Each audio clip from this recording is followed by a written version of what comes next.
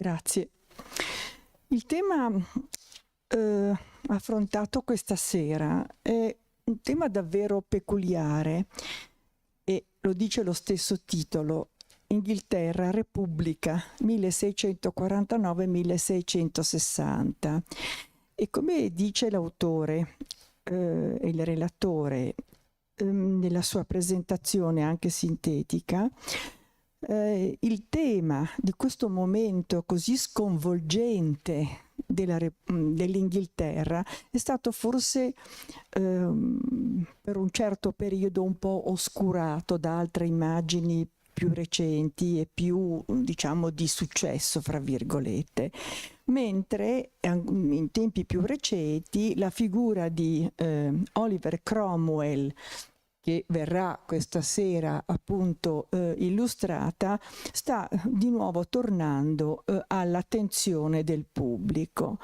È un periodo così particolare, come sentiremo meglio, in cui nel 1649 Carlo I Stuart, re d'Inghilterra, viene decapitato, ed è lo stesso sovrano d'Inghilterra che viene rappresentato in molti dipinti proprio da Anton van Dyck, che era diventato in quel periodo, diciamo dopo essere stato per qualche anno a Genova, il pittore di corte. E quindi è abbastanza curiosa anche questa coincidenza, che abbiamo la mostra di Van Dyck adesso, che è l'autore e riprende questo. Il personaggio di Cromwell è davvero molto particolare, come sentiremo dal relatore.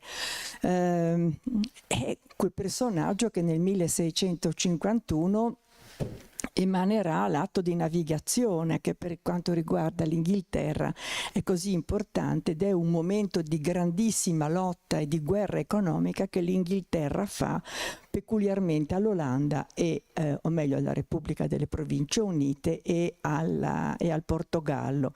Ed è particolare il fatto che, nonostante che poi alla morte di Cromwell ritorni in una monarchia, uno Stuart, ebbene l'atto di navigazione comunque questa monarchia andava molto bene, anzi lo hanno a più riprese rafforzato.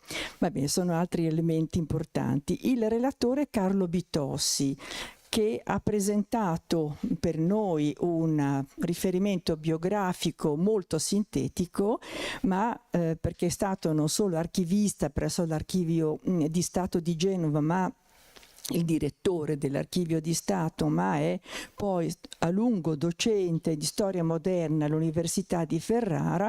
Ma Carlo Bitossi è autore di opere importantissime per quanto riguarda lo studio della storia moderna della Repubblica di Genova nel 600 e nel 700, e questo va assolutamente ricordato. Lo ringrazio e gli do la parola. Grazie per una presentazione così lusinghiera e non meritata.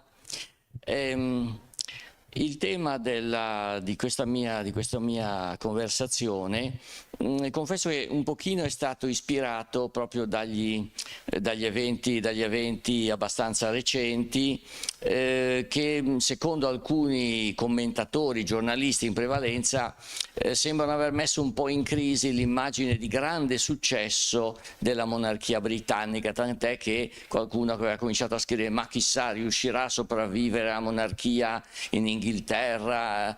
Credo che abbiano anche intervistato alcuni aderenti a dei gruppi repubblicani che esistono e da molto tempo, non soltanto da ora. Di solito però non si fa mai riferimento a un dato storico, vale a dire che l'Inghilterra una repubblica lo è già stata. Lo è stata per 11 anni, dal gennaio del 1649, immediatamente dopo la decapitazione di Carlo I, sino al maggio 1660, vale a dire alla restaurazione di Carlo II, cioè il figlio di Carlo I. Quindi un periodo di 11 anni abbastanza laschi, che si inserisce in un periodo più lungo di un ventennio, che è quello che noi definiamo normalmente come la rivoluzione inglese. Uno storico inglese un po' di tempo fa scrisse che lo studio del periodo del ventennio rivoluzionario repubblicano è un settore industriale che non conosce crisi, perché ci sono tonnellate di studi che vengono prodotti a ritmo costante. A dire la verità, questa è un'affermazione un filino datata, anche in questo settore ci sono stati un po' degli alti e dei bassi, e però adesso stiamo vivendo un periodo di alti, perché c'è un forte ritorno di interesse che tra l'altro si è concentrato, e cercherò di mostrarlo illustrando alcuni dei libri sui quali mi sono basato per questa conversazione, si è concentrato proprio sui due estremi di questo ventennio, vale a dire sulla fase iniziale della rivoluzione inglese e sulla caduta della Repubblica. Per quale ragione proprio questi due momenti in questa fase siano venuti all'attenzione particolare di storici specialisti non mi è del tutto chiaro, però così è un dato che prendiamo come un dato di fatto. C'è una questione terminologica che va innanzitutto precisata. Ho compilato una bibliografia ovviamente sommaria sia delle opere disponibili al lettore italiano su questo argomento, sia della produzione principale accademica, ovviamente, prodotta in Inghilterra e nel mondo anglofono. La maggior parte degli storici della rivoluzione della Repubblica sono inglesi, o meglio britannici, però c'è l'apporto di un contingente del Commonwealth, australiani, canadesi e di statunitensi. Tra l'altro le vicende delle riforme universitarie, tagli di fondi, hanno fatto sì che in una certa fase degli storici inglesi andati in pensione in Inghilterra hanno poi lavorato ancora per qualche anno in università americane, tra questi proprio alcuni specialisti del periodo rivoluzionario e della Repubblica come John Kenyon. Una questione terminologica, dicevo, perché parecchi dei libri che vedete alcuni adottano molto francamente la denominazione di English Revolution, che è quella che diciamo è anche la più accettata sul continente, è quella che nel giudizio storiografico corrente noi troviamo proposta nei manuali, eccetera. In Inghilterra c'è un pochino più di cautela, perché molto spesso si preferisce parlare di English Civil War, guerra civile, oppure al plurale English Civil Wars. Adottare l'aggettivo English però è già una scelta, perché sembra concentrare l'attenzione sugli eventi che si sono svolti proprio in Inghilterra. Però bisogna ricordare che la corona degli Stuart era una corona triplice. Carlo I Stuart era re d'Inghilterra, di Scozia e di Irlanda, e gli avvenimenti di quel ventennio si sono svolti in tutto questo territorio. Anzi, la crisi della monarchia Stuart comincia proprio nelle periferie, non al centro, comincia in Scozia con la rivolta scozzese e poi in Irlanda con l'insurrezione degli irlandesi, e questo precipita la crisi al centro, la crisi tra il re e il Parlamento, e quindi l'inizio della guerra civile. Quindi sarebbe più giusto parlare semmai di British Civil Wars. Invece qualcuno adotta una definizione che è guerra dei tre regni, che a me fa un po' sorridere perché mi fa venire in mente il Trono di Spade, la guerra dei sette regni, insomma, vabbè, però troviamo delle ottime monografie che portano anche questa intitolazione. Naturalmente su questo tema la storiografia inglese lavora da 150 anni, diciamo dal secondo Ottocento. Il primo lavoro fondamentale, enorme, in molti volumi sulla rivoluzione inglese fu quello di Samuel Rawson Gardiner, che tra l'altro non riuscì ad arrivare alla fine, cioè alla fine del protettorato di Cromwell, e soltanto molti anni dopo un allievo scrisse l'ultimo volume. Era un'interpretazione che poneva l'accento sulle questioni costituzionali e religiose, vale a dire il ventennio centrale del Seicento come il momento in cui si afferma in maniera quasi definitiva, si può dire definitiva, con la piccola appendice poi del 1688-89, la centralità del Parlamento nella politica inglese. E poi si afferma anche il principio della coesistenza di più correnti religiose che in qualche maniera si devono tollerare, devono convivere in uno stesso spazio nazionale.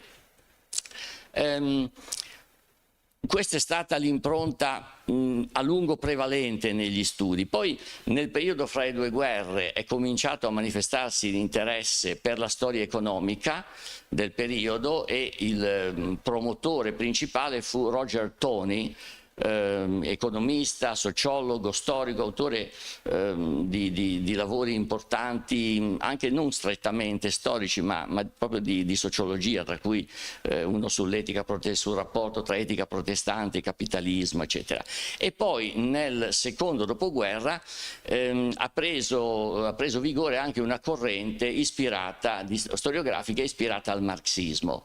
L'esponente principale di quest'ultima corrente è stato un gigante degli studi storici sull'Inghilterra del Seicento, cioè Christopher Hill. Christopher Hill ha pubblicato una quantità, allora spero di... com'è che non riesco a farlo andare avanti? Destra, sinistra? Allora, destra. Allora, ecco, questa è una scelta, ma non finisce qui, che prosegue in questa seconda pagina, è una scelta dei lavori che Hill ha dedicato appunto all'Inghilterra del periodo rivoluzionario. Alcuni di questi lavori, tra i quali una biografia di Cromwell, God's Englishman, in un'altra immagine c'è anche la copertina dell'edizione italiana, perché è stata tradotta in italiano. Alcuni di questi lavori sono noti anche al pubblico italiano, in particolare The World Turned Upside Down, che è un bellissimo lavoro sulle sette radicali nel periodo 1640-1660. Il mondo alla rovescia è stato tradotto, curiosamente con un certo ritardo, perché alcuni libri di Hill sono stati presentati al pubblico italiano già negli anni 70, questo libro, che è degli anni 70, ha aspettato più di 20 anni, quasi 25, per essere presentato al lettore italiano. Non ho mai capito per quale ragione.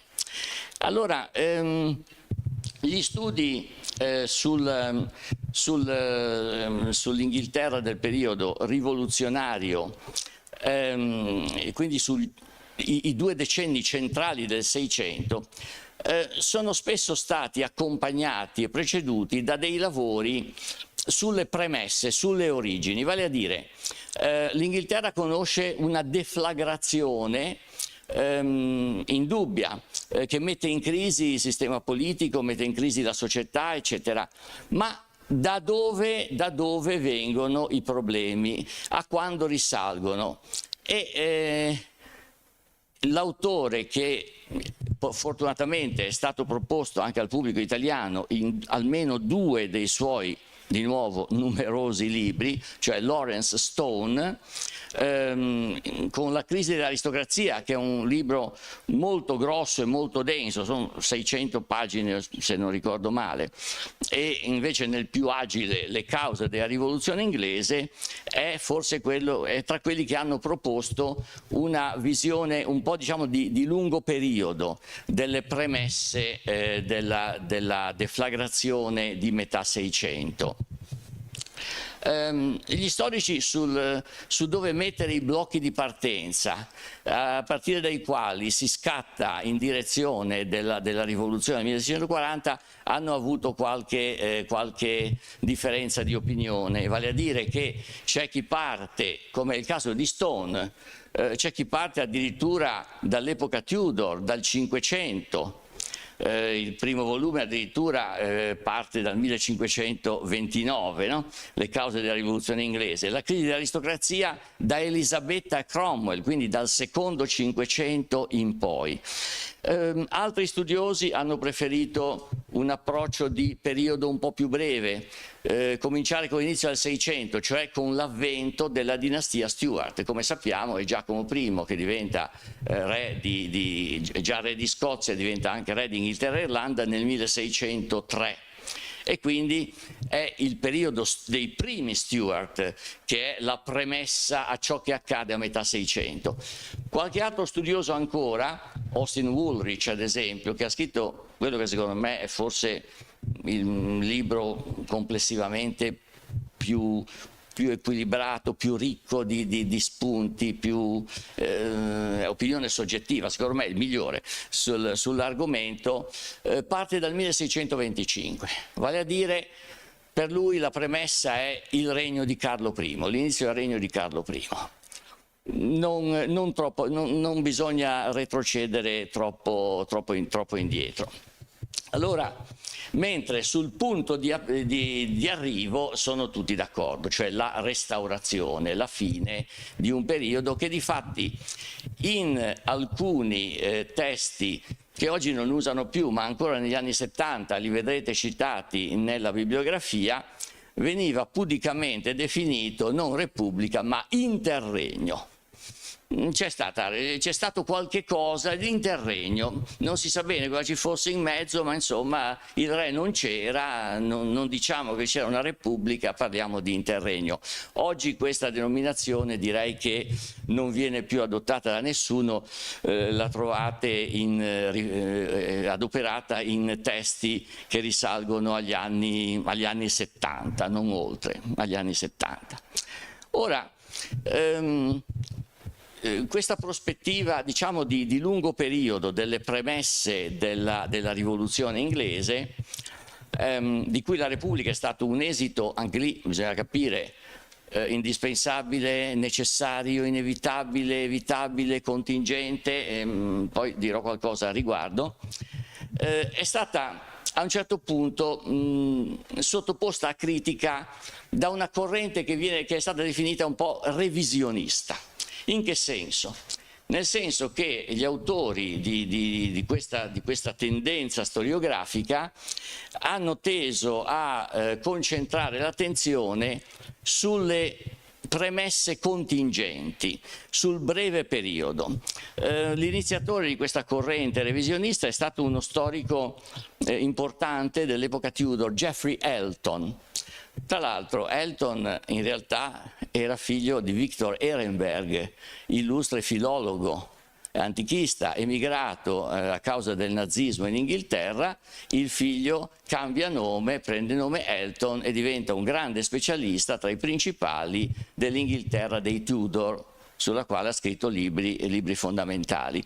E Elton, storico importante, piuttosto polemico, diciamo, nel suo approccio, contesta quella che lui definisce un'autostrada verso la rivoluzione. Dice, voi storici di orientamento liberale e marxista vedete una lunga autostrada che va dritta verso la rivoluzione. Dice invece no, bisogna andare a vedere che cosa è successo passo per passo e quando effettivamente le cose hanno preso una piega rivoluzionaria che non era affatto detto dovesse essere tale. No.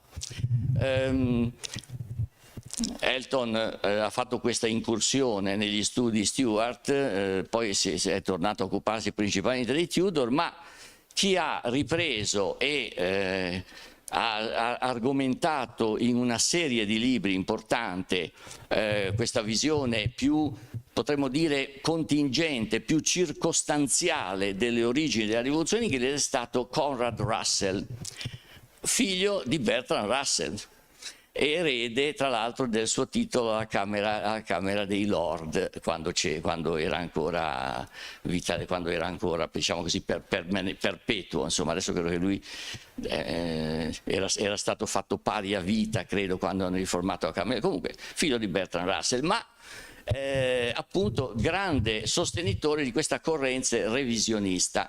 Per lui la rivoluzione scoppia perché c'è una crisi della monarchia nel controllare tre regni che erano diversi, con problemi diversi. La Scozia, tra l'altro, con una maggioranza calvinista, con una sua chiesa separata, presbiteriana, l'Irlanda con una grande maggioranza cattolica e l'Inghilterra con un'istituzione parlamentare che nel corso del tempo era sembrata in prima perdere, poi riacquisire un ruolo nel determinare la politica del paese sotto gli Stuart. E allora per Russell la crisi è dagli anni 30, dalla fine degli anni 30. Prima in realtà non c'è nessuna autostrada verso la rivoluzione. Ci sono dei fattori che possono essere di crisi, ma poi diventano crisi per una serie di circostanze e anche di insipienze. Giacomo I aveva avuto problemi con i parlamenti, ma li aveva sempre superati. Politico più scaltro, più abile.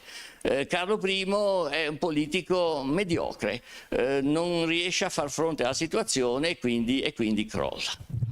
Allora, considerazioni per certi versi analoghe sono state fatte a riguardo del periodo repubblicano, vale a dire, era inevitabile che si arrivasse dalla guerra civile alla decapitazione del re e alla proclamazione di una repubblica, oppure anche lì gli eventi hanno preso una piega che non era prevista e per molti aspetti neanche voluta da molti dei protagonisti. Beh, bisogna dire che su questo in effetti decenni di scavo nella documentazione, che ovviamente si è andata crescendo nel corso del tempo, possiamo dire che da una fase in cui principalmente venivano utilizzate le grandi collezioni di manoscritti delle principali biblioteche, dalla Bodleian alla British Library, eccetera. Quindi la pubblicistica e la diaristica, le memorie, eccetera, si è passati allo sfruttamento intensivo degli archivi di contea e dei fondi archivistici di famiglia che via via sono stati depositati o al Public Record Office, adesso si chiama diversamente, ma insomma allora era il Public Record Office, oppure agli archivi di contea. E quindi questo ha permesso di conoscere molto meglio di quanto non si potesse dire in precedenza come si sono svolte le cose sul territorio, nelle varie località, e anche di ricostruire i punti di vista, i cambiamenti di posizione di vari personaggi che sono stati influenti in questo periodo. E allora una delle osservazioni che è stata fatta, una delle conclusioni alla quale sono arrivati un po' tutti gli studiosi, è che effettivamente c'è una sorta di suicidio politico di Carlo I, il quale pensa di poter contrapporre i parlamentari contro i quali aveva combattuto. La guerra è stata tra re e Parlamento, no? Però nel corso di questa guerra si era affermato un terzo elemento, l'esercito. Ma è un esercito particolare. La New Model Army rivendicava il fatto, i suoi membri rivendicavano il fatto di non essere un esercito mercenario come tutti quelli che in quegli stessi anni imperversavano sulla scena europea, ma di essere un esercito di volontari, di militanti convinti che combattevano per una causa. Che avevano degli obiettivi politici e che quindi volevano far sentire la loro voce. In effetti all'inizio il Parlamento aveva cominciato la guerra con comandanti aristocratici, Lord Manchester, il conte di Essex, eccetera, e con un esercito abbastanza disorganizzato, numeroso, ben pagato, perché il Parlamento, come osservò già a suo tempo Trevelyan, vinse perché aveva i soldi, cioè le risorse finanziarie del Parlamento erano infinitamente superiori a quelle del re.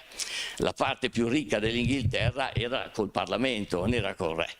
Il re aveva il controllo delle aree più arretrate, quindi diciamo che c'era un punto di partenza favorevole ai parlamentari, però nonostante questo non si traduceva il vantaggio in un vantaggio militare, perché militarmente l'esercito monarchico poteva contare su una cavalleria ottima, sull'abitudine degli aristocratici all'esercizio della caccia, della guerra e così via. Tant'è che il comandante dell'esercito, questo è un aneddoto che viene sempre ripetuto, ma è un aneddoto verosimile, se non è vero è ben trovato, come si suol dire. Il comandante Lord Manchester dice: noi possiamo battere il re 10 volte e lui sarà sempre il re, ma se lui ci batte una volta noi finiamo tutti impiccati. E allora il suo interlocutore, che è Oliver Cromwell, che ancora non era il comandante dell'esercito, dice: se è così, perché abbiamo cominciato a combattere? Se partiamo da questo presupposto, perché combattiamo? Non dovevamo neanche cominciare. E allora vuol dire che bisogna che l'esercito del Parlamento venga organizzato in un'altra maniera, per l'appunto reclutando un personale motivato. Quindi la New Model Army è una sorta di esercito, potremmo dire, militante, che è una cosa un po' diversa rispetto all'esercito del re, e soprattutto con dei quadri, quindi l'ufficialità viene scelta, noi diremo oggi, sulla base del merito, cioè chi è capace lo promuoviamo e chi non è capace, anche se ha titoli nobiliari, si faccia da parte perché non ci serve. Allora, questo produce, oltre al fatto che la New Model Army è anche sempre ben equipaggiata, ha un ottimo parco di artiglieria, cosa che i monarchici non avevano, e insomma è, diciamo, logisticamente ben fornita, e però il risultato di questa trasformazione è che la New Model Army è sostanzialmente un esercito imbattibile. La New Model Army vince e batte tutti. Sconfigge i monarchici, sconfigge gli scozzesi, poi sconfigge gli irlandesi. Quando viene prestato dei reparti, sono nell'alleanza che viene fatta tra Cromwell e Mazzarino e combattono Francia e Inghilterra contro la Spagna, reparti inglesi vanno a combattere insieme ai francesi di Turenne e anche lì si distinguono e vincono, sono anzi tra i principali artefici della vittoria alla battaglia delle Dune cosiddetta contro gli spagnoli. Quindi l'unico esercito invincibile della storia inglese è stato questo, la New Model Army. Esercito curioso perché, ripeto, era un esercito militante e un esercito con un'ufficialità di provenienza, attenzione, non è un'ufficialità composta da poveri, sono tutte persone che hanno esercitato mestieri, attività, appartengono alla piccola nobiltà di provincia, alla gentry, non ci sono poveracci tra gli ufficiali della New Model Army, però non ci sono neanche aristocratici. Noi potremmo definirla un'ufficialità borghese, tra virgolette, per quello che può significare un'ufficialità di ceto medio. Ecco, la connotazione socio-professionale è più o meno questa. E poi è un esercito dove i soldati discutono, si riuniscono, fanno petizioni, anche perché il Parlamento, una volta che ha vinto la guerra, la prima cosa che vorrebbe fare sarebbe mandarli a casa, cioè sciogliere l'esercito, perché tant'è, insomma, non si capisce bene chi comandi e quindi prima vanno a casa e meglio è. Peccato che ci sono dei grossi arretrati di paga.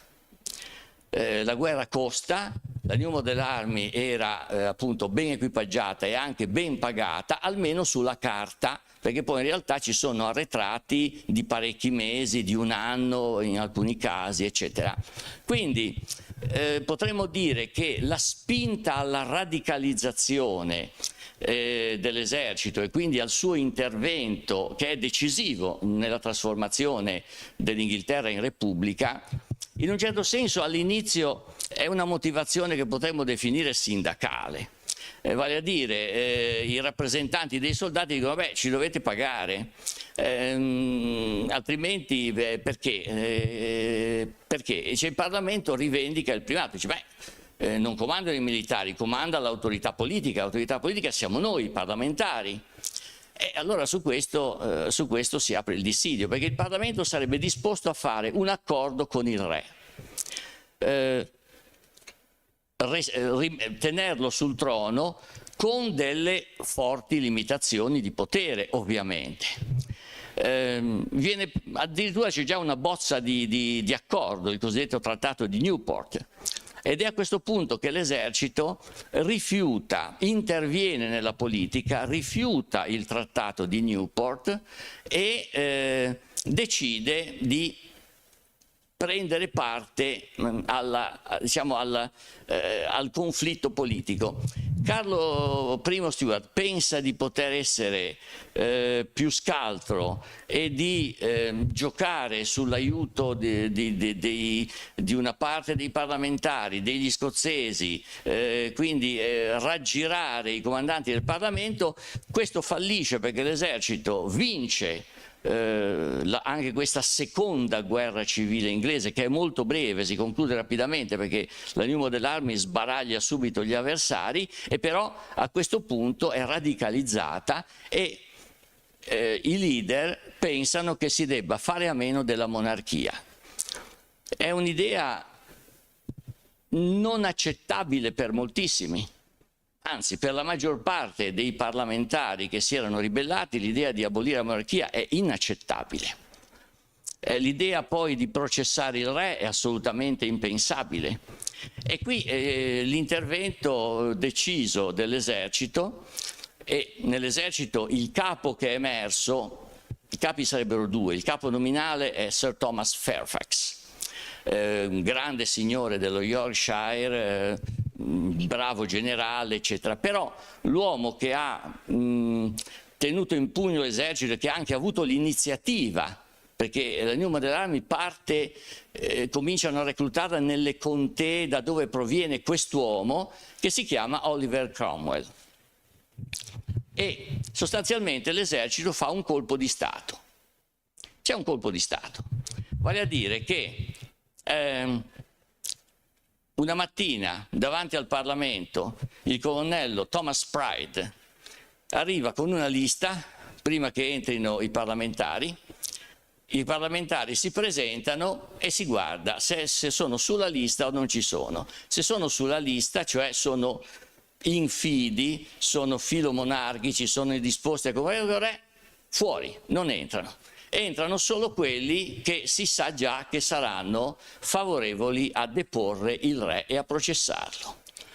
È quella chiamata la purga di Pride, Pride's Purge. È una epurazione per cui il Parlamento, che aveva iniziato la guerra contro il re e che poi è stato definito il lungo Parlamento, perché in realtà formalmente rimane fino al 1600, viene restaurato nel 1659 e sciolto nel 60 e era cominciato nel 40, quindi teoricamente per tutto il ventennio rivoluzionario i parlamentari sarebbero stati quei signori lì, no? Eletti nel 40.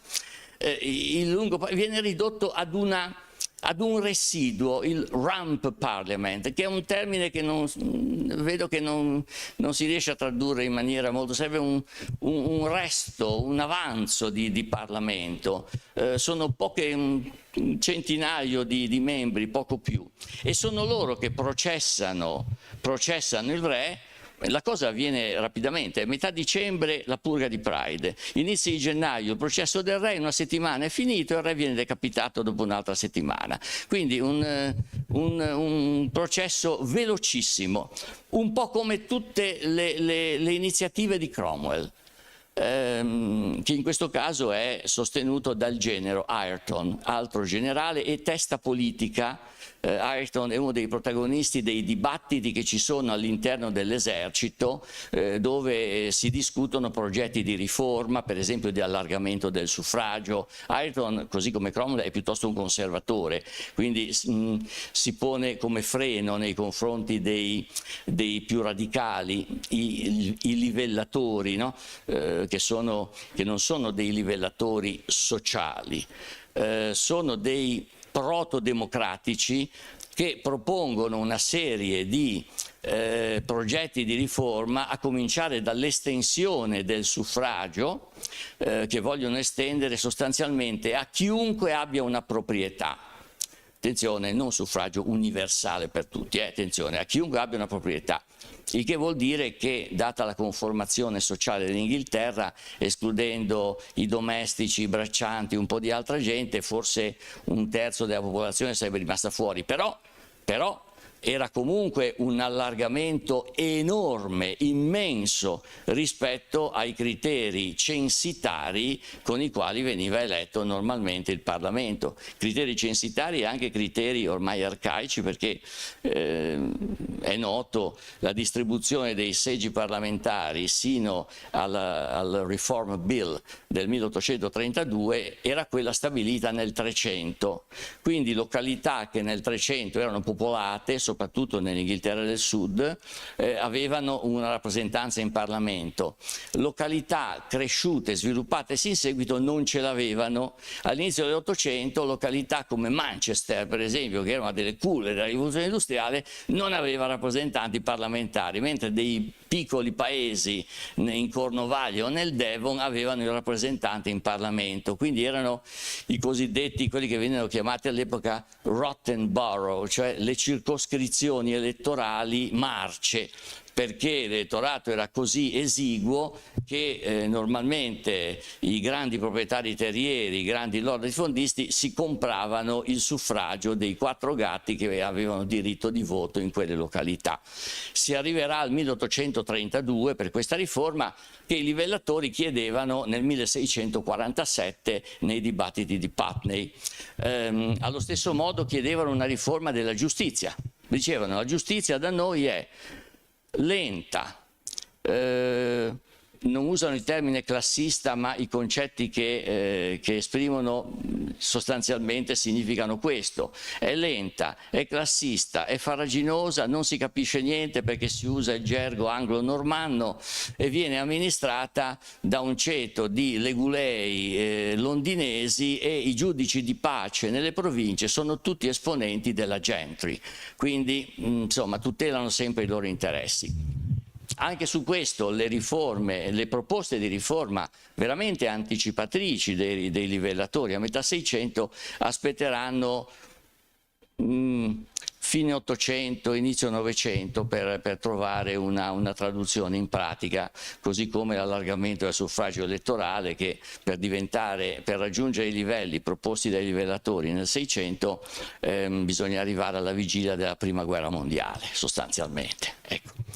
Quindi questo per indicare che le idee fermentate in questo ventennio erano idee per l'epoca effettivamente molto radicali, molto avanzate, e però di queste idee solamente l'affermazione di una repubblica trovò un'attuazione pratica in quel momento. Il resto rimase nella fase di progettualità, di auspicio, eccetera, eccetera, eccetera.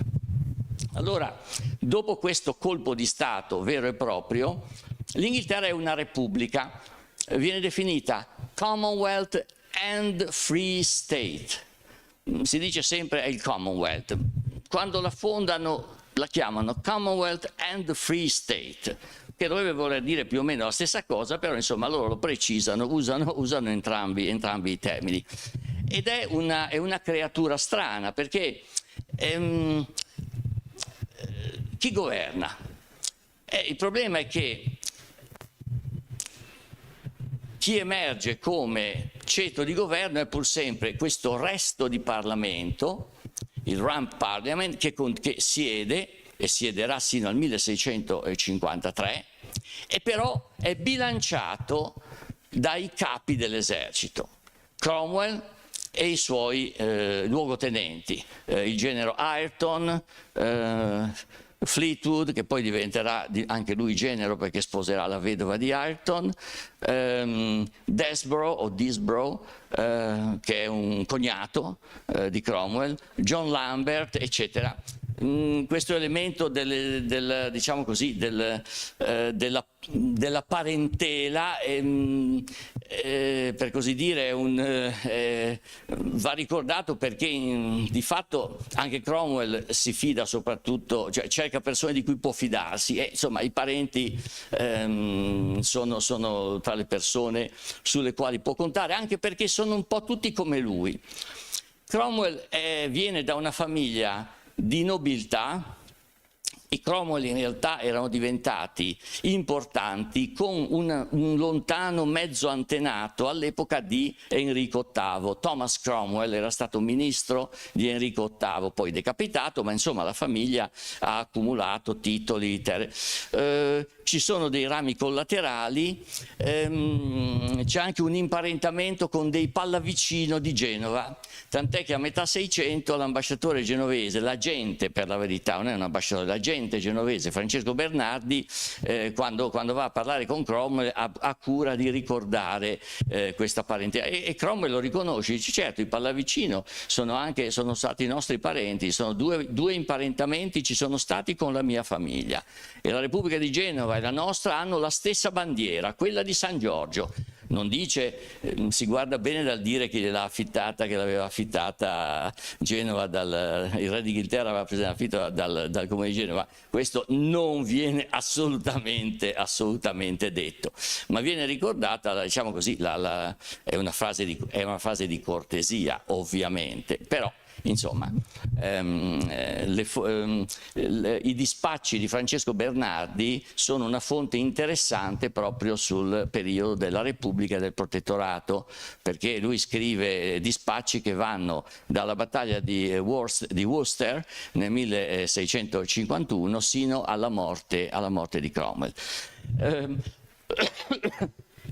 Cromwell si definiva gentiluomo di Inghilterra, rivendicava la sua appartenenza alla gentry. La famiglia aveva avuto dei rovesci, quindi Cromwell non è un ricco, non è un uomo ricco, ma è comunque un appartenente ai ceti dirigenti, tant'è che viene eletto in Parlamento, quindi dal punto di vista del censo ha tutte le carte in regola. È un uomo che ha una crisi spirituale. Ha una crisi spirituale che lo porta ad avere una sua conversione religiosa verso una religiosità puritana, molto sentita, e al tempo stesso abbastanza latitudinaria rispetto all'epoca. Vale a dire, non si riconosce in una chiesa ufficiale, rifiuta quella anglicana, che è una chiesa di Stato, la rifiuta, come molti dei puritani, non tutti, una parte dei puritani in realtà erano all'interno della Chiesa d'Inghilterra, è una parte che se ne separa e costituisce una forza autonoma e anche in conflitto con la Chiesa d'Inghilterra, accusata di avere delle derive verso il papismo. Cattolicesimo è sempre definito papismo nel vocabolario inglese di quest'epoca, non si parla mai di cattolici, si parla di papisti, e l'espressione non è amichevole evidentemente. Però mentre molti dei puritani aderivano a una chiesa di tipo presbiteriano, che voleva dire una chiesa di Stato, anche quella, come in Scozia la chiesa presbiteriana era una chiesa calvinista, ma era una chiesa di Stato che escludeva le altre o tendeva a escludere le altre. Cromwell invece appartiene a quella corrente che in senso lato è puritana, ma che è centrata sulle congregazioni. Potremmo, non so se si potrebbe paragonarle a delle comunità di base, ecco, a delle comunità religiose di base, insomma, congregazioni indipendenti l'una dall'altra e liberamente associate. Tant'è che questa corrente puritana viene definita i congregazionalisti o gli indipendenti. Cromwell aderisce a questa, quindi è ostile a una chiesa di Stato, sia alla chiesa anglicana ma anche alla chiesa presbiteriana. Inoltre è un sostenitore della libertà di coscienza, sulla quale insiste moltissimo nei suoi discorsi. Cromwell scrive molto e parla molto a lungo quando parla. Poi quando decide è molto rapido, agisce con grande nettezza, però insomma scrive, parla e insiste moltissimo sulla libertà di coscienza. Dice: io non voglio conculcare nessuno, non voglio conculcare le coscienze, quelle che vengono chiamate coscienze tenere, cioè sensibili diremmo oggi, no? Penso che la traduzione, il termine più simile sia sensibile. Che vuol dire quelli che sono al di fuori anche delle congregazioni, perciò i cosiddetti settari, perché nel ventennio rivoluzionario, oltre al fatto che abolendo la censura tutti si mettono a scrivere, quindi c'è un'esplosione di giornalismo, tra virgolette, di panflettistica, dove compare veramente un po' di tutto, e c'è il proliferare di organizzazioni religiose. I quaccheri, per esempio, si manifestano in questa fase. E i primi quaccheri, tra l'altro, non sono tanto pacifisti, poi è George Fox, il leader, che orienta i quaccheri verso una posizione rigidamente pacifista. All'inizio i quaccheri sono dei radicali. Poi ci sono gli anabattisti o battisti, anche questi sono al di fuori delle correnti principali del puritanesimo. Cromwell è a favore della tolleranza per tutti, dice: lasciamo campare tutti, ognuno preghi un po' come gli pare. In questo lui è diverso da buona parte dei leader parlamentari, i quali erano contrari al re, ma erano favorevoli per esempio ad una chiesa di Stato, erano per esempio favorevoli a un'organizzazione presbiteriana. Allora, Cromwell in questo è un personaggio originale. Quando lo si legge si è sempre un po' in dubbio. Nei momenti di incertezza, di crisi, si ritira a parlare con Dio, consulta la sua coscienza, parla con il Signore, poi torna e dice quello che ha deciso, e di solito dopo aver parlato con il Signore le decisioni che prende sono anche quelle più, come dire, più opportune, più caute, anche quelle che gli convengono di più, il che porta a volte alcuni studiosi non simpatizzanti a definire questo atteggiamento un po' un'ipocrisia. Forse non è così, forse è proprio il suo modo di pensare e di orientarsi che lo porta a rovellarsi molto e poi a cercare una giustificazione divina in scelte che sono molto pragmatiche, perché Cromwell è un pragmatico, non è un teorico. Non scrive una riga di teoria politica, Lui fa politica ma non scrive, non espone principi politici di nessun tipo, però prende decisioni e fa le cose. Quindi fa il colpo di Stato contro il re, è fautore della decapitazione del re, che viene sottoscritta da 59 persone, 59 parlamentari. Molti non vogliono firmare e non sono costretti. Il comandante dell'esercito, che era Fairfax, non era lui, si ritira perché Fairfax è contrario all'abolizione della monarchia e ancor più alla decapitazione del re. Quindi è Cromwell che poi rimane, anche perché appunto un personaggio come Fairfax esce di scena e ci ritornerà soltanto alla caduta del protettorato. Allora, dopo 4 anni, però, 4 anni nei quali non vengono risolti i problemi, a cominciare da quello dell'esercito. Il Parlamento continua a rinviare la liquidazione degli arretrati alla truppa. Non procede ad una riforma chiara della Chiesa. Insomma, disattende quelle che sono le aspettative dei capi dell'esercito e anche di molta parte della truppa.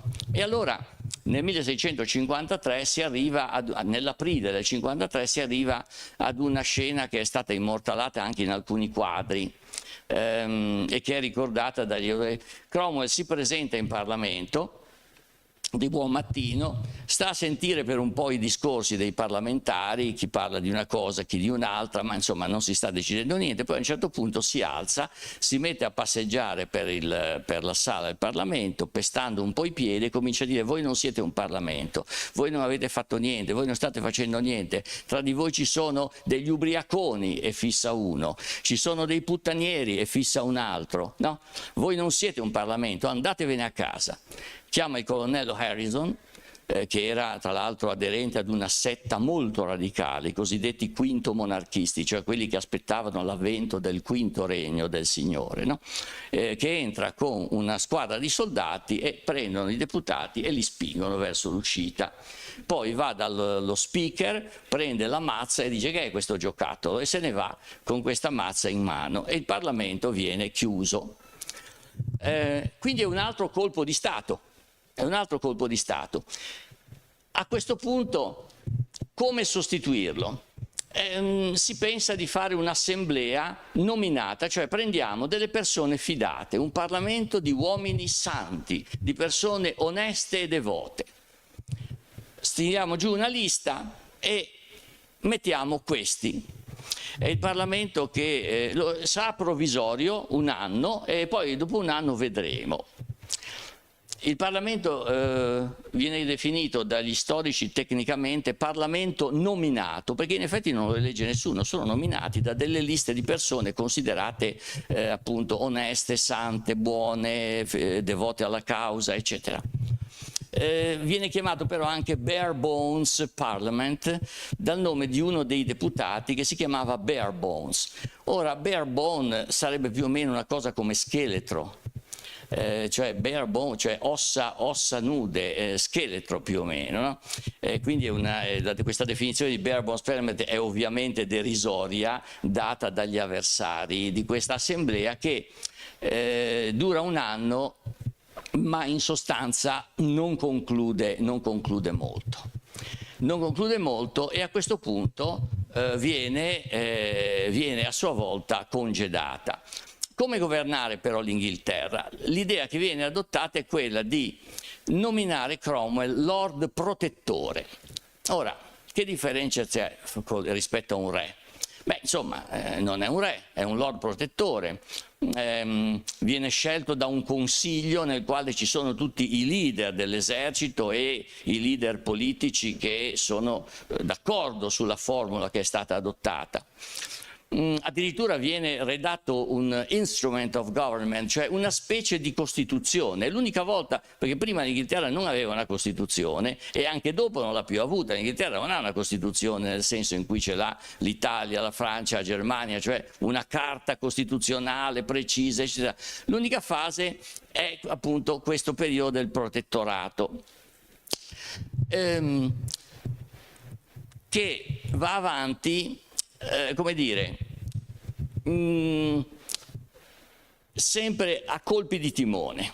Cromwell è un opportunista, nel senso che riesce a tenere in pugno la situazione perché da un lato è aperto nei confronti dei radicali, dei settari, diciamo oggi diremmo insomma della base dell'esercito e degli ufficiali più militanti.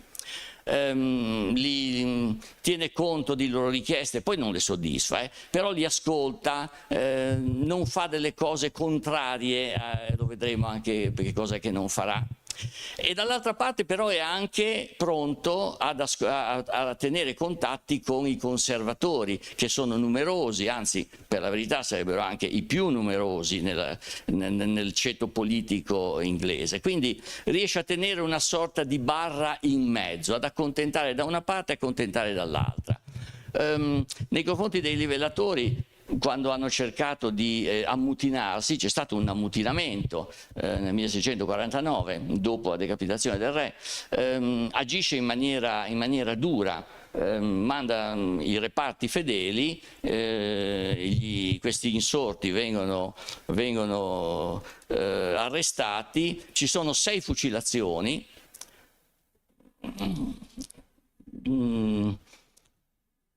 Poi dirò qualcosa, se c'è il tempo, sulla relativa non sanguinarietà della rivoluzione inglese, insomma. E gli altri vengono semplicemente congedati. No, prendete la paga, andatevene a casa e non disturbate più, no? E quindi la New Model Army nel corso degli anni sarà soggetta, soprattutto nei quadri alti, gli ufficiali principali, a una serie di epurazioni, cioè i personaggi più scomodi, quelli meno allineati, via via vengono mandati a casa. Cromwell in questo sta attento, cioè vuole avere sempre in pugno l'esercito, anche perché è ben consapevole che è l'esercito che tiene in piedi il regime. Gli storici oggi non hanno il minimo dubbio che la maggioranza silenziosa degli inglesi fosse rimasta monarchica, che la maggioranza non avrebbe mai decapitato il re e neanche retto la Repubblica, però non c'è neanche nessuna insurrezione di peso di monarchi. Ci sono alcuni tentativi di insurrezionali che sono repressi in pochissimo tempo, quindi c'è anche una notevole adattabilità, una notevole acquiescenza della popolazione nei confronti del nuovo regime, che continua a oscillare tra una politica estera che diventa una politica estera che è bellicista. È bellicista intanto sul campo terrestre. La Scozia viene ricondotta all'ordine.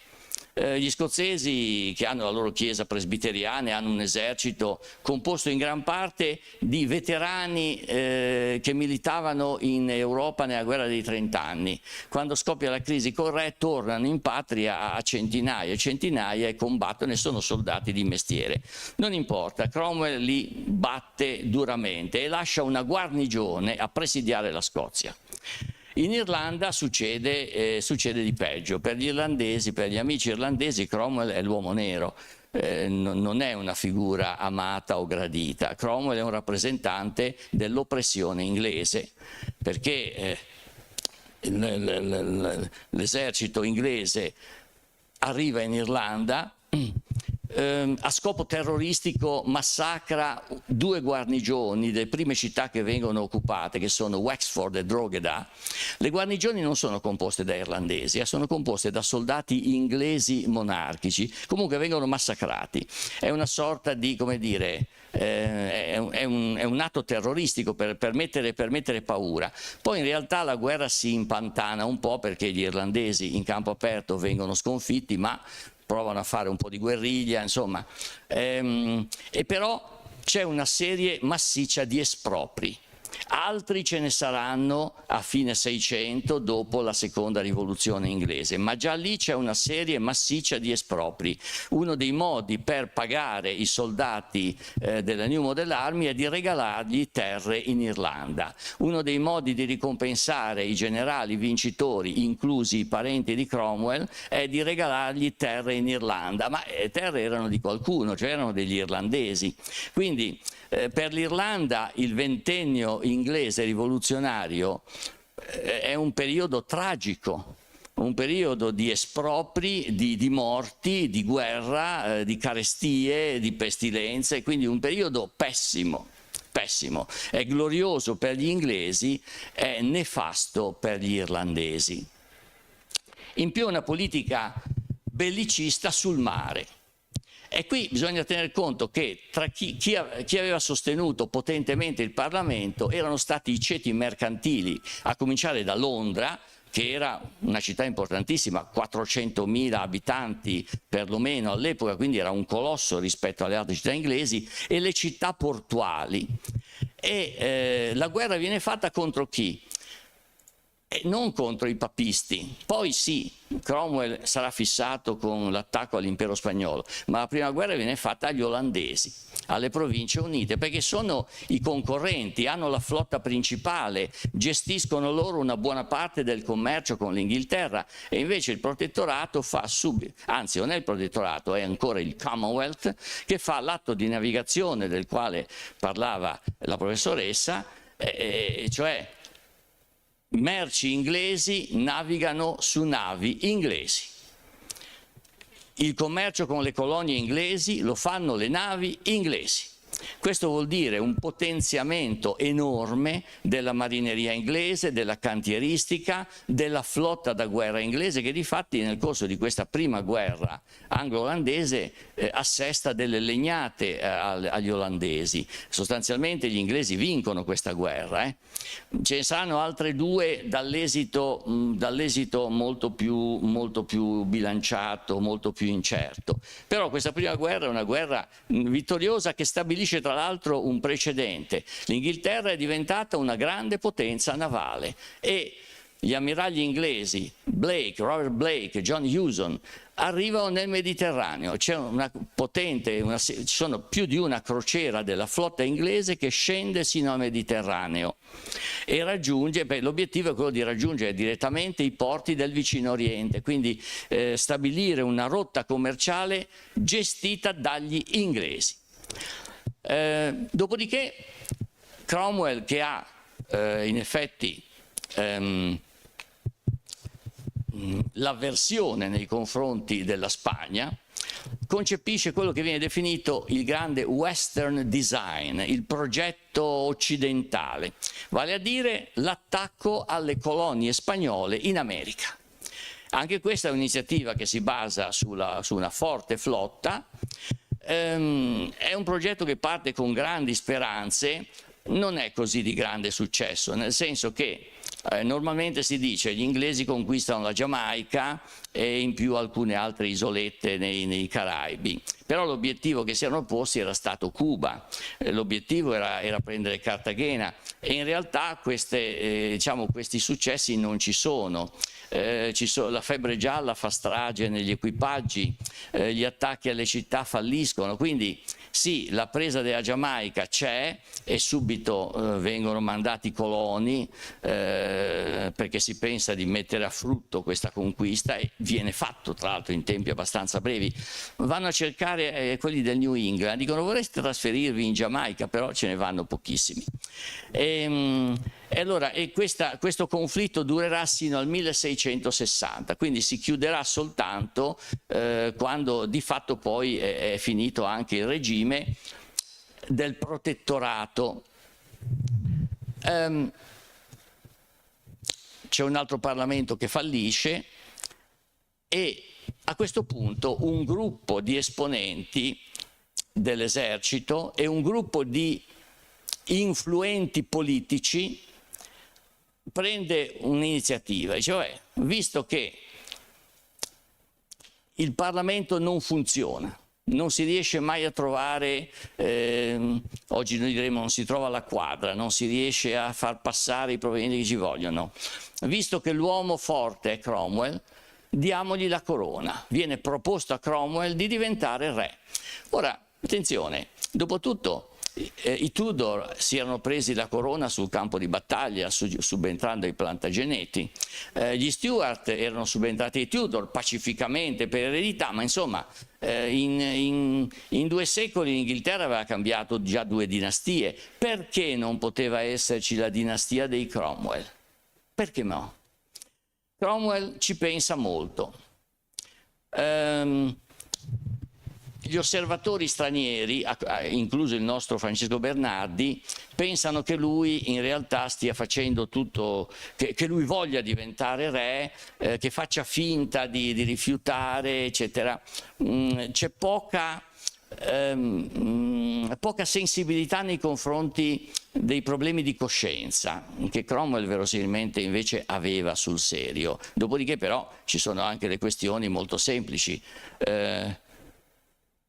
Ayrton era morto in Irlanda, Lambert, che è il suo numero 2, Fleetwood, che è il suo genero, Disbrow, che è l'altro uomo forte del gruppo dei militari, dicono a Cromwell: papale, se tu accetti la corona, noi ci dimettiamo immediatamente, non veniamo contro di te, ma ci dimettiamo. Beh, dire che i 3 leader dell'esercito, che avevano un grosso seguito personale, tra l'altro, dire che si dimettono, insomma, in realtà vuol dire andare contro. Cromwell capisce l'antifona e allora conclude che la sua coscienza gli impedisce di accettare la corona, per cui non si arriverà a un re Cromwell. Però siamo già al 1657, Cromwell ha 58 anni e comincia a non stare bene in salute. Nell'organizzazione istituzionale del protettorato è stata prevista una clausola abbastanza curiosa. Chi succederà a Cromwell? Suo figlio. Ora non ci possiamo chiedere, ma che differenza c'è rispetto a una monarchia? Se tu sei Lord Protettore e il Lord Protettore nuovo sarà tuo figlio, quale grande differenza c'è fra essere re e diventare tuo figlio? In effetti è un po' difficile da comprendere, e gli storici che difatti si sono dedicati a studiare proprio la fine del protettorato, la fine della Repubblica, si sono chiesti cosa sarebbe successo se Cromwell fosse vissuto ancora 5 anni.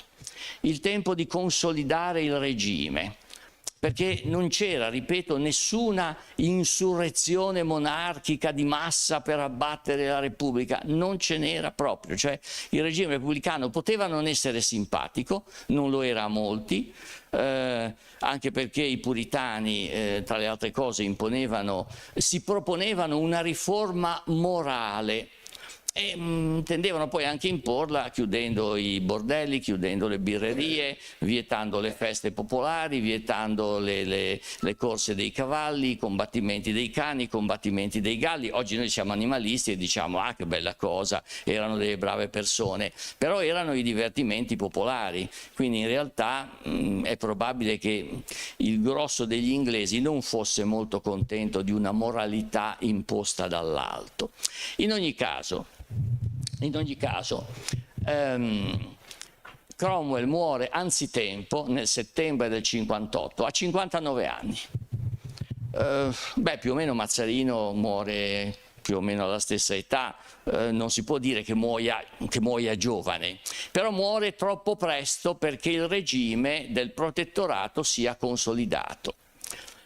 Inoltre, le doti, le qualità che aveva lui non si trasmettono per ereditarietà. Cromwell aveva 2 figli superstiti maschi, Richard il più anziano, che è quello che succede, e il secondo era Henry. Quello bravo politicamente e anche militarmente era Henry, non era Richard. Richard era un gentiluomo, un amabile gentiluomo di campagna, che però non aveva né il carisma né il prestigio di Cromwell, non aveva combattuto. In fondo i comandanti dell'esercito dicono: beh, Cromwell era il nostro capo, Cromwell abbiamo combattuto con lui, lo riconosciamo la sua superiorità. Ma Richard chi è? Richard dov'era? Richard cosa ha fatto? No? Quindi il protettorato di Richard Cromwell, che comincia subito a tamburo battente, fanno appena i funerali a Oliver Cromwell e subito viene proclamato protettore Richard, e lì per lì le cose sembrano filare lisce. Non è così. Nel giro di pochi mesi Richard viene sostanzialmente rovesciato, ha convocato un Parlamento, non è capace a gestirlo, non ha prestigio e in sostanza i comandanti dell'esercito lo depongono. Allora, settembre 1658, 3 settembre, Cromwell muore. Era l'anniversario della sua più grande vittoria, quella di Worcester. Maggio 1660 Carlo II entra a Londra, bacia la Bibbia, bacia i bambini, promette a tutti quanti e viene restaurato re. è poco più di 1 anno e mezzo, quindi le cose precipitano. Un regime che era saldo, che in fondo nessuno sfidava apertamente e che aveva successi militari, successi commerciali. Attenzione, il Commonwealth e il protettorato erano un regime di successo. E questo regime crolla nel giro di 1 anno e mezzo e gli storici, difatti ci sono in bibliografia, li vedete alcuni, scusate io nella foga non ho, ecco, The Fall di Henry Rees è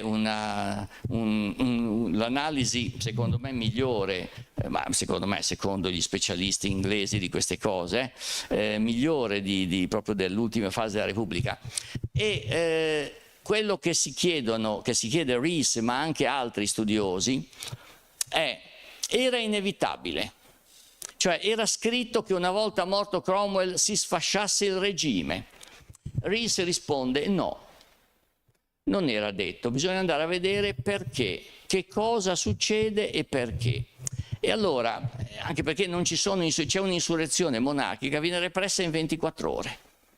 Quindi non c'è nessuna spinta a far tornare il re, nessuna.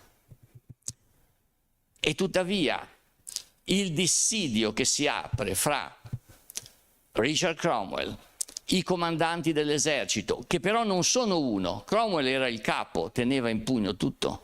Adesso non c'è solo lui, c'è Lambert, c'è Fleetwood, c'è Disbrough, c'è un altro. E poi ci sono i parlamentari.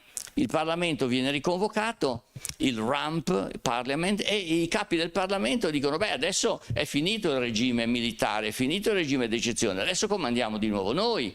E allora personaggi come Hazelrig, Vane, che sono dei repubblicani, a loro volta dicono il potere spetta a noi.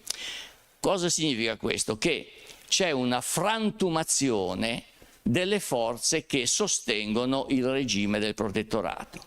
È un po' un gioco di tutti contro tutti, non c'è uno che prenda le cose in mano, non c'è un programma chiaro, non si capisce chi voglia che cosa. In tutto questo mentre in Scozia la guarnigione è comandata da un certo George Monk. Chi era Monk? Monk era l'unico tra questi generali che aveva fatto per tutta la vita il militare di carriera. Lui era stato mercenario sul continente durante la guerra dei 30 anni, aveva combattuto inizialmente per il re, era stato catturato e aveva avuto anche lui una conversione. Cromwell se n'era fidato perché lo trovava un tecnico competente e quindi l'aveva preso sotto la sua ala e gli aveva dato degli incarichi nella flotta, in Scozia.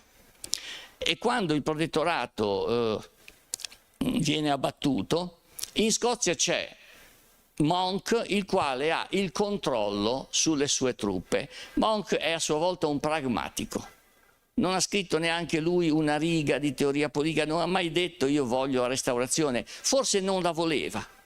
Monk in realtà è la persona più simile a Cromwell che ci fosse in giro in Inghilterra in quel periodo, perché è uno che si tiene aperte le opzioni, si tiene aperte le strade, dice vediamo cosa succede e intanto caccia tutti quelli di cui non si fida, ufficiali e soldati di cui non si fida, li congeda.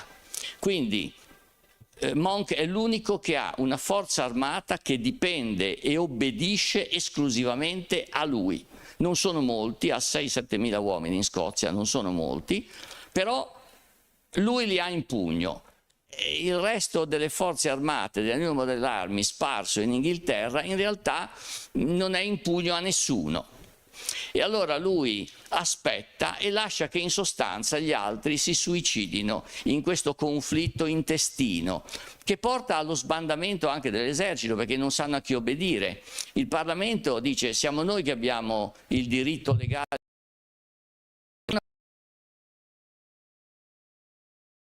Andiamo col Parlamento. I militari dicono no, il Parlamento tradisce la nostra buona vecchia causa e una parte dei militari sta con loro.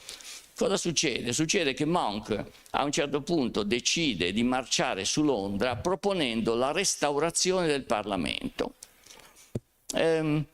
non del re, e forse non se la proponeva davvero. Lui però in questo modo si mette in una posizione di forza, arriva a Londra, il che vuol dire che lui controlla il centro del paese, la capitale la controlla lui, e quindi mette fuori gioco gli altri comandanti militari che, tra le altre cose, al dunque si ritirano, si arrendono. Lambert prima cerca di scappare, ma poi gli mandano dietro un reparto e i suoi uomini si disfano e lui si consegna, si arrende, si consegna. Poi lui, che non è un politico, gioca i politici del Parlamento, che a loro volta sono divisi.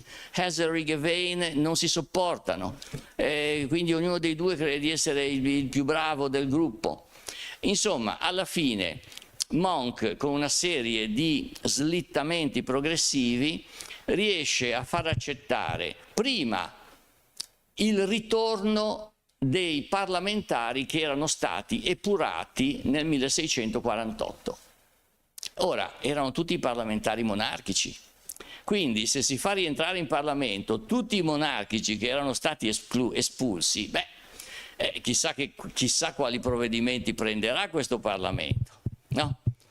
Poi c'è anche una corsa al riposizionamento di parecchi personaggi della Repubblica. Quelli che capiscono che il vento sta tirando a me da una parte cominciano a prendere posizioni, a dire: oh, io non c'entro con il protettorato, oh, io sì, avevo firmato a condanna del re, ma in realtà l'ho fatto controvoglia, mi hanno costretto, sono stato obbligato. Uno dice proprio così, Inglesby dice: io ho firmato perché Cromwell, mio cugino, mi ha tenuto la mano. Mi teneva la mano e quindi mi ha costretto a scrivere, è la mia firma, ma io non ho firmato. Viene perdonato, gli credono e viene anche fatto baronetto. Inglesby è uno di quelli che cambia cavallo nel momento opportuno. E allora con questa serie di slittamenti accade che il regime crolla dall'interno, è una implosione, non viene abbattuto all'esterno, crolla, si scioglie dall'interno e c'è una restaurazione che nemmeno Carlo II si aspettava e che avviene però con un presupposto chiaro, che sarà quello che poi sarà nella restaurazione francese del 1815. Chi ha dato ha dato, chi ha avuto, amnistia per quello che è successo, i passaggi di proprietà non vengono toccati. Chi ha avuto vantaggi dalla rivoluzione li tiene. Indennizzeremo i poveri buoni monarchici che ci hanno rimesso, ma chi ha avuto vantaggi non perderà niente. In realtà poi qualcuno verrà perseguitato, cioè Carlo II dice: i regicidi, quelli che hanno firmato a condanna a morte di mio padre, devono morire. Non avviene questo, in realtà sono soltanto una decina quelli che vengono giustiziati, alcuni scappano. Alcuni vengono raggiunti da dei veri e propri bounty killer all'estero e sono uccisi. Alcuni vengono traditi. Downing Street prende nome da un certo George Downing. George Downing era il capo del controspionaggio di Cromwell e quindi aveva buone conoscenze, insomma, di quello che stava succedendo. Downing cosa fa? Quando viene mandato nelle Province Unite, dove erano fuggiti 3 suoi vecchi compagni d'arme, repubblicani e regicidi, li attira in una trappola e li fa estradare in Inghilterra, dove finiscono impiccati. Diventa baronetto anche lui, insomma. Allora, la restaurazione quindi avverrà su queste basi. Inizialmente viene promessa una tolleranza religiosa che un anno dopo il nuovo Parlamento, il cosiddetto Parlamento dei Cavalieri, Cavalier Parliament, perché i Cavalieri era il nome che veniva dato ai seguaci del re durante la guerra civile, no? I puritani erano le teste rotonde perché avevano i capelli rasati un po', noi diremmo oggi, come si dice a Genova, con la coppetta, no? Ecco, non so come si dica in italiano, ma insomma in italiano corretto. Viene promessa una tolleranza religiosa che in realtà il Cavalier Parliament provvede subito a cancellare. Ci sarà invece un ritorno a quella che uno storico ha definito una tirannia anglicana. Ritorna una Chiesa di Stato anglicana e le persecuzioni nei confronti dei dissidenti, i quali però sono una minoranza nel paese, lo erano sempre stati. Questo gli storici del puritanesimo inglese un pochino tendono a non dirlo, uno li legge ha l'impressione che fossero le grandi masse puritane, non è esattamente così, erano una minoranza attiva e motivata, militante, ma minoranza. Quindi che cosa rimane? Ci vorrà un'altra rivoluzione nell'88-89 perché si invece reintroduca un criterio di tolleranza per il dissenso, per i dissidenti, anche se i diritti politici non li avranno neanche allora, attenzione, neanche allora li avranno. E allora cosa rimane dell'esperienza repubblicana? Beh, quello che rimane è, uno, in seguito al ventennio rivoluzionario, e l'esperienza repubblicana ne fa parte, il Parlamento ormai è un elemento ineliminabile del sistema politico inglese, non se ne può fare a meno, nessun re può farne a meno, non si torna indietro. La centralizzazione. Carlo I cade perché le periferie hanno creato problemi, la Scozia, l'Irlanda. L'Inghilterra della Restaurazione è molto più, grazie a Cromwell, è stato Cromwell che ha centralizzato il potere e ha stabilito l'ordine in tutte le isole britanniche, un ordine militare, sia chiaro, ma voglio dire, mai come in quel momento l'Inghilterra era stata tenuta sotto controllo dal centro e quindi questa centralizzazione rimane come una delle eredità. E poi l'ascesa dell'Inghilterra a grande potenza navale e mercantile, e questa è forse l'acquisizione più eclatante del protettorato. C'è veramente un salto di qualità. Prima del 1640 nessuno pensa ancora all'Inghilterra come una grande potenza navale e commerciale, è un'isola lassù, insomma è un po' fuori mano, e dopo invece è una potenza e ha una flotta e una rete di operatori mercantili che è irradiata nelle colonie nel Mediterraneo.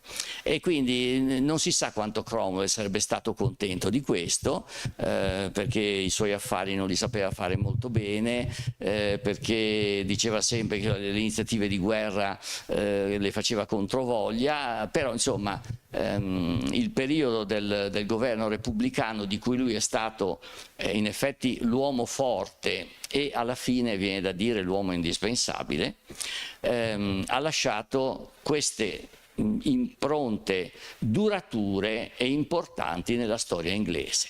Vi ringrazio.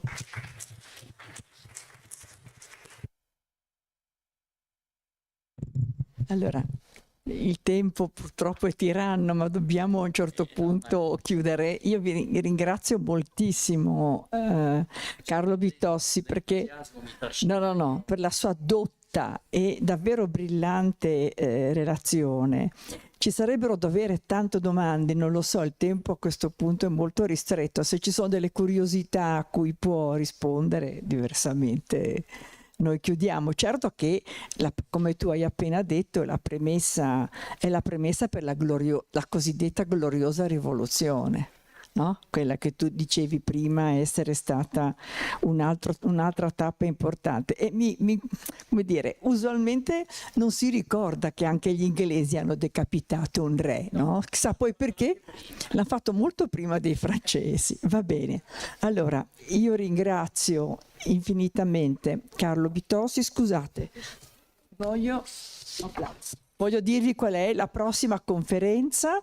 La prossima conferenza è lunedì 18 maggio. Mirka Zotti dell'Università di Genova parlerà di collezioni micologiche, passato, presente e futuro. Vi ringrazio molto, buonasera.